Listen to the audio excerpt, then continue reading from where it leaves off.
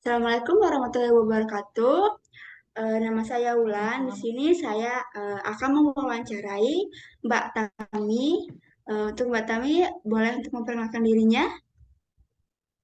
Oke, nama saya Utami Dwi Lestari dan saya bekerja saat ini sebagai pengajar atau instruktur bahasa Inggris. Kurang lebih mungkin lebih dari 7 tahun sudah menjadi pengajar atau instruktur bahasa Inggris. Dan juga saat kuliah dulu juga beberapa kali guiding atau kalau misalkan ada tamu-tamu yang datang, menemani mereka, tapi juga saat ini sebagai freelance translators dan juga freelance translator dan interpreter. Hmm, berarti Mbak ini menginterpret bahasa Indonesia ke Inggris, begitu sebaliknya gitu ya Mbak? Iya, tapi lebih banyak bahasa Indonesia ke Inggris dan Hmm, juga secara teks wawancara. Gitu. Jadi lebih banyak wawancara yang saya terjemahkan. oh seperti itu. Udah berapa lama sih Mbak ini terjun atau menjadi interpreter ini udah berapa lama gitu? Uh, Sebenarnya kalau untuk interpreting sendiri, saya nggak pernah menjadikan itu sebagai profesi profesional yang tetap karena lebih menjadi freelance gitu sambilan. Kalau untuk freelance-nya ini sendiri yang di bagian translate interpreting itu kurang lebih berjalan sekitaran 3 tahun mungkin 2-3 tahun ini. Tapi kalau sekedar untuk guiding itu dulu zaman masih kuliah, jadi ya mungkin 5 tahun yang lalu. Lama juga 5 tahun yang lalu. Ya, Mungkin bisa diceritakan, Mbak, pengalaman apa sih yang Mbak dapatkan selama menjadi interpreter itu? pengalaman selama menjadi interpreter yang paling saya rasakan saat itu adalah lebih ke koneksi dan juga knowledge. Gitu.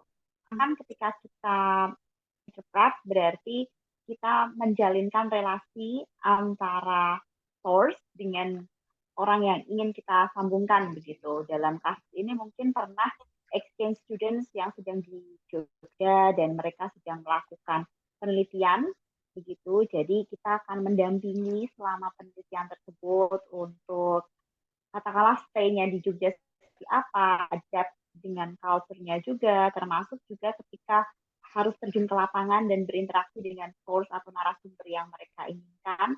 Jadi lebih ke antara networking, akhirnya kayak orang gitu. Yang kedua, knowledge, karena banyak term-term asing yang mungkin nggak selalu pakai daily, tapi muncul. Tapi di sisi lain juga knowledge mengenai bagaimana cara berpikir orang-orang begitu. Karena lebih banyak di bidang marketing dan research, jadi saya belajar tentang bagaimana pola pikir orang-orang dan berusaha untuk menerjemahkan pola pikir orang-orang tersebut supaya tidak mengalami pergeseran makna Oh, dari ya, ibarat Mbak. kata apa yang diinginkan di bahasa Indonesia dan apa yang diinginkan di bahasa Inggris sampai mereka menemui makna yang sama. Begitu. Kan kalau pengalaman itu tentunya ada pengalaman buruk dan baiknya. Nah, buat Mbak Tami sendiri, ada nggak sih pengalaman baik atau buruknya selama menjadi interpreter itu? Kalau pengalaman baik banyak, saya lebih banyak mengambil baiknya mungkin ya, karena bagaimanapun juga knowledge itu yang paling utama dan paling penting gitu, karena akhirnya kita banyak belajar term baru dan berusaha seperti saya katakan tadi untuk membuat dia tidak mengalami pergeseran makna, maka bagi saya itu adalah pengalaman baik. Kalau membicarakan pengalaman buruk sebenarnya tidak terlalu signifikan, tapi terkadang ketika apa namanya di lapangan kita tidak pernah tahu kondisi lapangannya seperti apa dan orang sebagai narasumber yang akan kita temui itu seperti apa gitu. Karena misalkan dalam kasus di mana narasumbernya itu tidak sabaran misalkan atau narasumbernya itu menjelaskan panjang dan muter-muter, maka sejujurnya saya sebagai interpreter kadang agak sedikit pengalaman buruk juga ya Iya, struggle. maunya tuh apa gitu tanpa ibarat kata membuatnya menjadi kembali lagi maknanya berbeda. Itu mungkin. Eh, buat Mbak Tami sendiri, sesuai dengan pengalamannya nih ya, ada nggak sih yang harus dilakukan atau yang tidak boleh dilakukan selama menjadi interpreter itu? Ah, apa yang harus dilakukan dan apa yang tidak boleh dilakukan.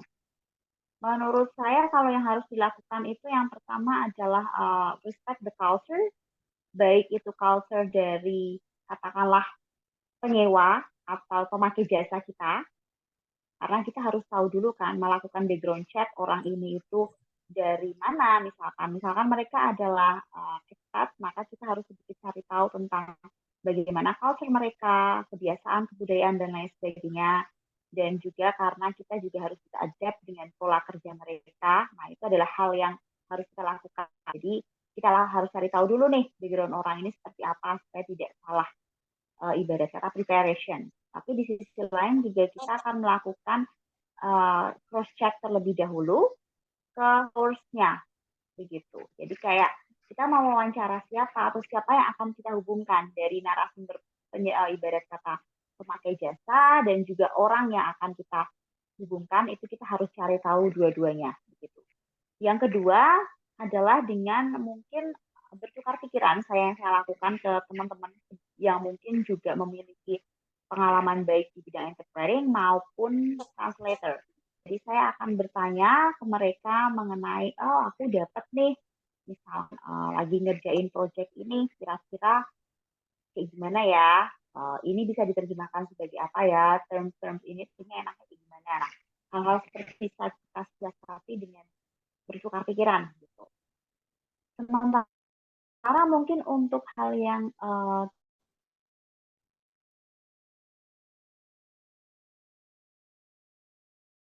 tidak di ya saya dimanapun juga kita berusaha untuk merepresent culture atau budaya ibarat kata katakanlah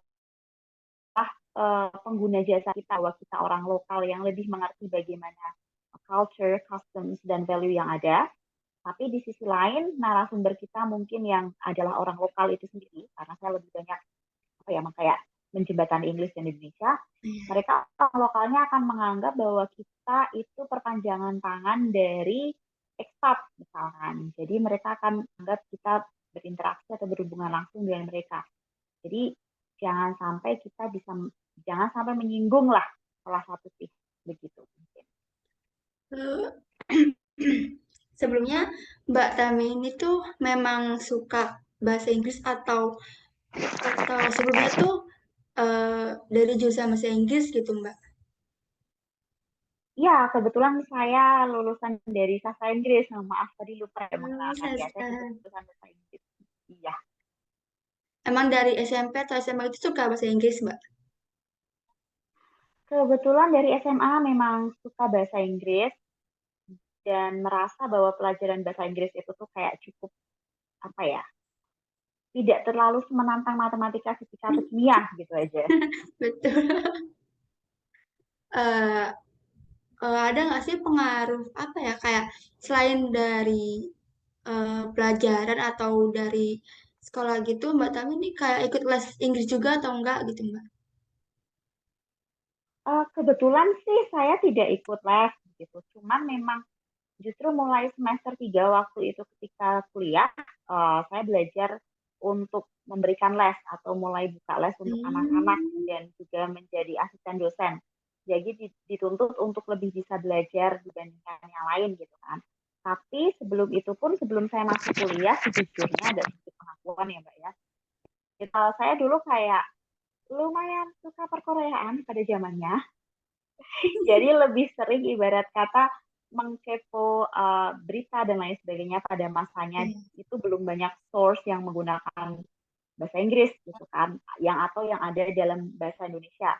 Jadi waktu itu ibaratnya saya dan teman-teman itu mengadmin. Jadi ada yang bersource di Korea, bahasa Korea, ada yang Jepang, ada yang Indonesia, dan ada yang Inggris. Jadi tugasnya misalkan yang bahasa Korea akan menerjemahkan ke bahasa Inggris. Nah, yang saya bahasa Inggris akan menerjemahkan ke bahasa Indonesia. Jadi kayak lebih seperti itu kita belajar. Seru juga ya. Dari situ sebenarnya. Terakhir nih Mbak, ada nggak sih tips dari Hmm? Mbak Tan sendiri buat teman-teman di luar sana nih yang sekiranya pengen juga terjun di bidang interpreter ini gitu Mbak? Tipsnya, kayak gimana mungkin? Oke. Tips buat teman-teman yang pengen interpreting itu, kalau dari saya, kesabaran. Kesabaran karena kan bertemu dengan berbagai macam orang, berbagai macam karakter, berbagai macam demand. Jadi latih dulu kesabaran. Yang kedua adalah apa namanya, belajar untuk lebih lugas dalam menggunakan bahasa. Hmm.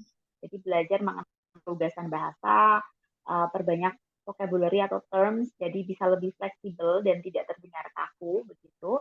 Dan yang ketiga adalah untuk mengetahui targetnya itu siapa, sehingga kita bisa mengetahui bahasa yang kita pakai itu apakah harus formal atau mungkin daily use language, atau kita bisa bahkan dengan menggunakan bahasa yang ibarat kata lebih santai, nah kayak gitu. Jadi mungkin tiga itu. Berarti harus mengetahui latar belakang dari orang yang ingin menyewa jasa kita ya, Mbak? Ya benar, itu juga harus Hmm. perlu dilakukan.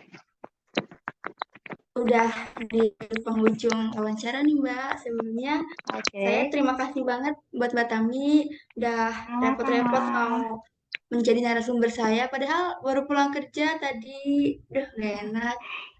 Nggak apa-apa, biasa memang pulangnya jam segitu. Mungkin sekian dari saya. Eh, kurang lebihnya saya mohon maaf. Wassalamualaikum warahmatullahi wabarakatuh. Waalaikumsalam warahmatullahi wabarakatuh. Sukses ya untuk Ya, tugasnya. makasih ya, Mbak. Ya, izin live ya. Ya.